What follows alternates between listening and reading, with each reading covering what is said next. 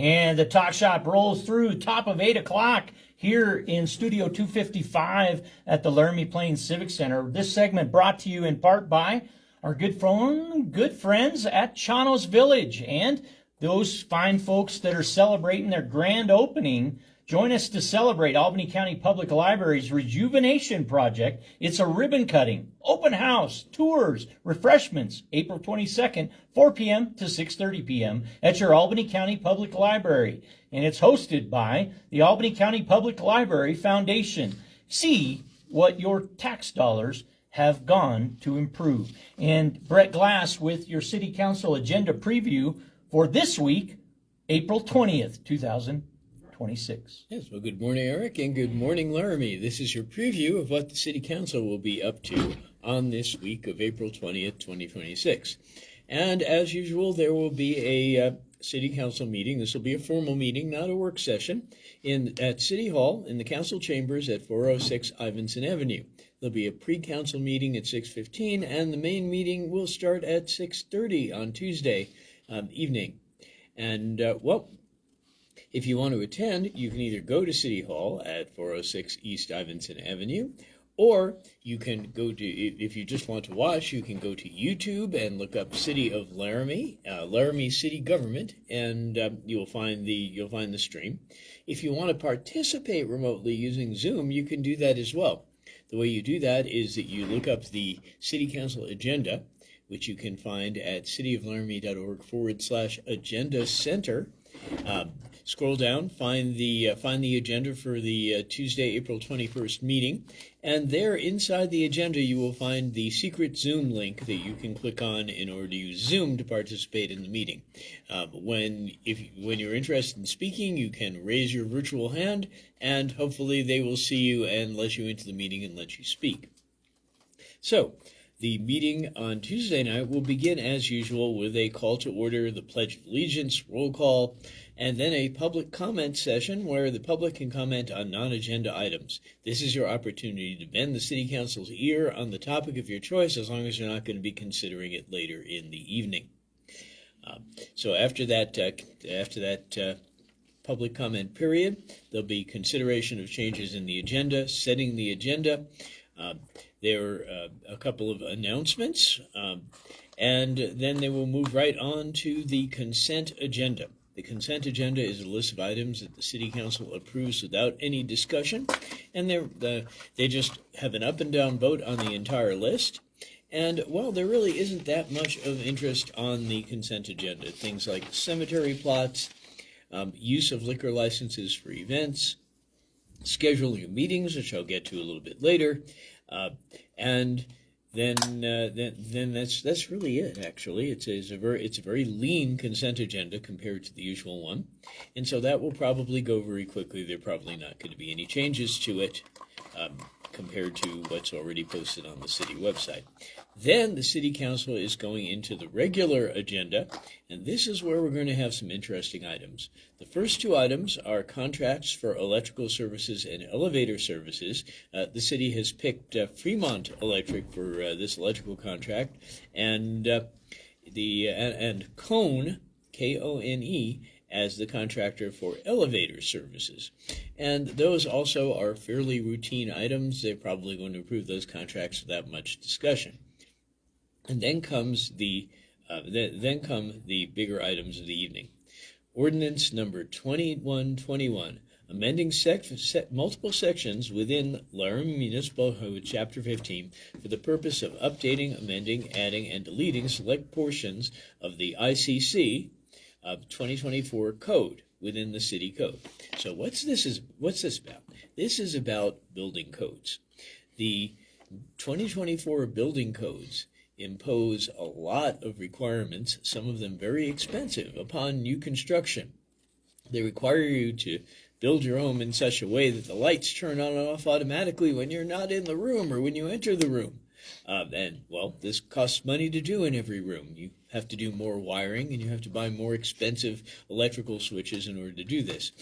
There are other things such as extensive requirements for insulation on everything, that also can run up the cost of building.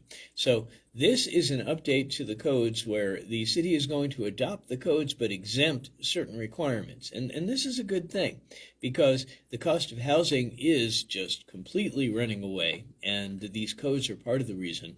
And so this is something which the public should wholeheartedly support. We shouldn't reject all of the updated codes, especially parts of them that involve safety. But this is a good thing because it will exempt builders from some of the portions of the code that run up expenses without doing much for you. So that's item 11C. And then comes item 11D, which will probably take up most of the evening. It's original ordinance number 2122, approving and authorizing the de-annexation of approximately 79.82 acres of property located in the city of Laramie, southeast of the intersection of Cumulus Drive and 30th Street. Now, what is this about? Well, there's a large plot of land just north of the Alta Vista subdivision that is currently has currently been annexed into the city, and it's near the business park at the top of the hill. If you go up to the end of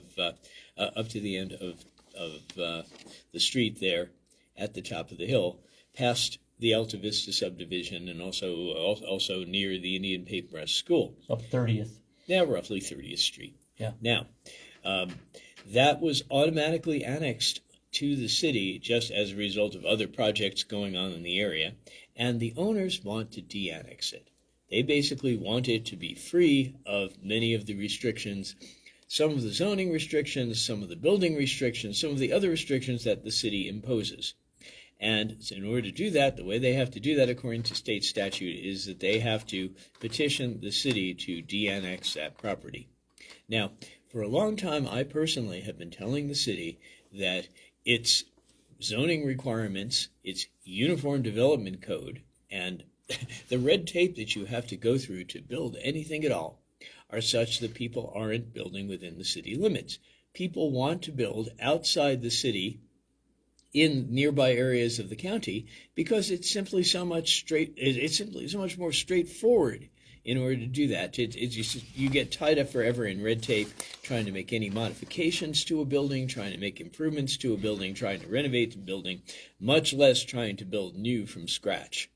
And so these owners, while they haven't published a plan to develop the area yet, it's pretty clear that they want to develop housing there, and it's a good place to develop housing. It's near the business park. It's near other housing. It's near a good school. It's a good place to do it. But in order to support this, the city council members are going to have to admit that they're overregulating building while at the same time they are advocating more housing and more affordable housing. So this is going to be a tricky issue politically for them. If they deny the de-annexation, then essentially what they're saying is that we want housing to be more heavily restricted, more regulated, and hence more expensive and more difficult to build. While at the same time, they ran for their seats on council by promoting the idea of having more affordability. Yes, more housing and more affordable housing. So this is probably going to be a long and very interesting discussion. If you are an advocate of more housing, of more affordable housing, or just in general of a bit less government restriction on the creation of housing, you may want to come forward and talk to the city council about this issue. It's a big plot of land. It's nearly 80 acres, and it's very convenient to an elementary school. You roll right down the hill, and you got shopping, you got supermarket just practically at the bottom of the hill there. Is there a possibility that blight area designation could be considered? If they went ahead and did what they did elsewhere and really stretched the definition of blight to include, not having streets because it's vacant land, therefore it must be blighted, I suppose they could declare it blighted. But in this case... Therefore, rolling out the carpet for tax incremental financing through... Yeah, but unfortunately, there really isn't any rational justification for declaring it blighted. It's basically just vacant land.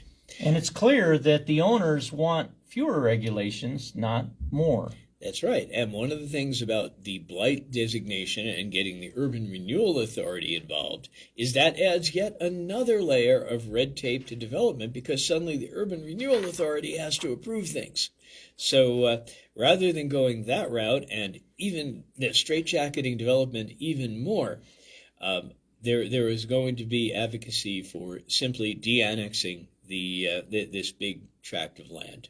So we'll see what happens. This is going to be the most interesting discussion. I'm certainly going to tune in for it. May comment to the city that this is exactly what I predicted would happen, because I personally, again, predicted that people were going to try to develop outside the city. Here we see it happening. We need to determine whether maybe we should change course. Given the handling of 700 homes proposed in the Fox Run edition of Highway 230, and in that case where those 700 homes proposed haven't been supported by city funding to bring those housing types to the mix of housing available in Laramie, what's your prediction with respect to tonight or tomorrow night's consideration on the 78 acres? Okay, well, this is what I'm worried about. Personally, I don't think the de-annexation would be a bad idea, but City Council tends to go in lockstep with whatever the city staff, the unelected bureaucrats want, and of course they want as much control of everything as possible. They have never opted to reduce their stranglehold over development in the city of Laramie, and they won't in this case. And so the staff, if you take a look at the documents which accompany the agenda, do not recommend de-annexation. And we're now going to see, is the City Council going to stick to their promises? Are they going to stick to their agenda about what's good for Laramie? Or are they just going to go along with what city staff tells them to do? So again, this will be a test of autonomy. It's a good time for this matter to come up because, well, we have elections for 5 seats on the City Council coming up this fall. If you do not support an any door, anywhere policy in Laramie, Wyoming, I would encourage you to attend tomorrow night's meeting. This is absolutely the city staff's position. It's been stated December 18th, 2025. City manager himself made that statement, not saying anything famous. He will take any door, anywhere in Laramie, as long as it supports a home for somebody in Laramie. Yes, well, again, here we see a contradiction. Do we want any door or any home, but yet do we want to regulate so it can't happen? This, again, is a tricky question because we have these two different policies butting heads against one another. So, again, fascinating discussion. I recommend tuning in. How many other agenda items after this one? Only one. And that is another public comment period where, again, you can bend City Council's ear for 3 minutes on the topic of your choice, and then they will move right into discussing future meetings. You mean I get 6 minutes in the entire meeting, plus 3 minutes per topic agenda item within the meeting? Isn't that an enormous amount of public comment opportunity? Well, the public really doesn't get to comment much to council during the meetings, and it's unfair. When the City Council has a member of staff up there, they can talk for as long as they want. They tend to have a back and forth. They have a discussion.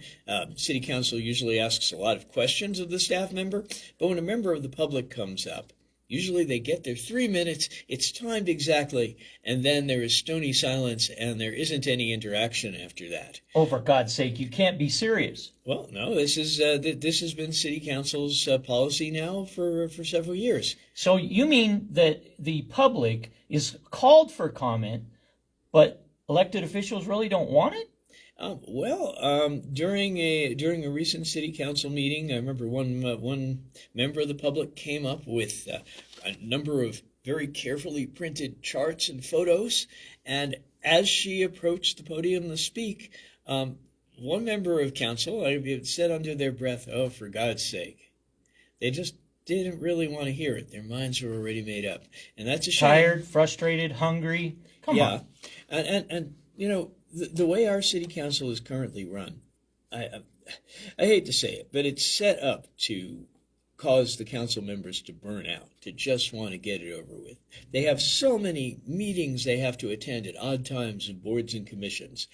There are a lot of items that are fairly trivial, like all these items like who gets a plot in the cemetery, have to be voted on, and it's made as laborious as possible. At least it's on the consent agenda. At least they can do them as a group. City council members wear out and they burn out. And so it gets to the point where they really don't want to hear from the public. We've seen this again and again. There's a good reason why most of the people who serve as mayor of the city of Laramie, and the mayor is the president of our city council, retire from the council after having been mayor. So it's really, things are not set up well to make sure the council is responsive to the public, and that's the reason why it follows pretty much always what staff recommends. Will council adjourn into executive session for litigation, human resource, or other topics that are supported by statute? Not tonight, not tomorrow night. But they are going to discuss some upcoming council meetings, and this is something which is worth looking at. There's a list on the website attached to the bottom of the agenda of upcoming council meetings, and the first one is actually Wednesday of this week. So City Council will have a second meeting this week, and it's going to be what they're calling a city council retreat, even though it's really just one evening. And they're mainly going to talk about their goals and objectives. Even though it's only 4 months out from their retreat in January, they're going to be talking about that. And they're going to be talking about city finances. This is going to be televised, which is a good thing because the physical meeting is going to be up at the Municipal Operations Center way north of town. So this is one that probably most members of the public, if they watch, are going to tune into remotely. But Highway 287 Palace? Yes, the Municipal Palace on Highway 287, clear outside of town, and at the old Wyotech campus, just south of the Cathedral Home. And so, this is going to be another meeting that City Council is going to be obliged to attend. It's going to be on Wednesday night. It's going to start at 6. So if you want to see what goals council is considering, what budgetary items they're considering, and by the way, it's very interesting that they're considering budgetary items before they know whether the special purpose excise tax is going to pass at the special election in May. So it may be a little early, premature for them to do this, but they're going to do it. And so so again, that will happen Wednesday night at 6 p.m. And that is the other meeting that the public should watch closely.